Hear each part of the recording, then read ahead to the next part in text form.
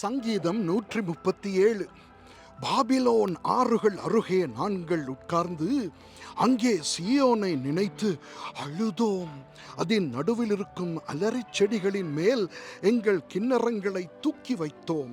எங்களை சிறை பிடித்தவர்கள் அங்கே எங்கள் பாடல்களையும் எங்களை பாழாக்கினவர்கள் மங்கள கீதத்தையும் விரும்பி சீயோனின் பாட்டுகளில் சிலதை எங்களுக்கு பாடுங்கள் என்று சொன்னார்கள்.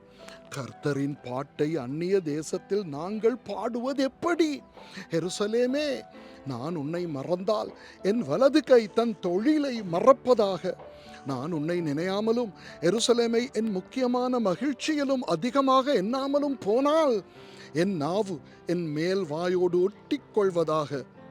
கர்த்தாவே, எருசலேமின் நாளில் ஏதோமின் புத்திரரை நினையும். அவர்கள் அதை இடித்து போடுங்கள், அஸ்திபாரம் மட்டும் இடித்து போடுங்கள் என்று சொன்னார்களே. பாபிலோன் குமாரத்தியே, பாழாய் போகிறவளே, நீ எங்களுக்கு செய்தபடி உனக்கு பதில் செய்கிறவன் பாக்கியவான். உன் குழந்தைகளை பிடித்து கல்லின் மேல் மோதி அடிக்கிறவன் பாக்கியவான்.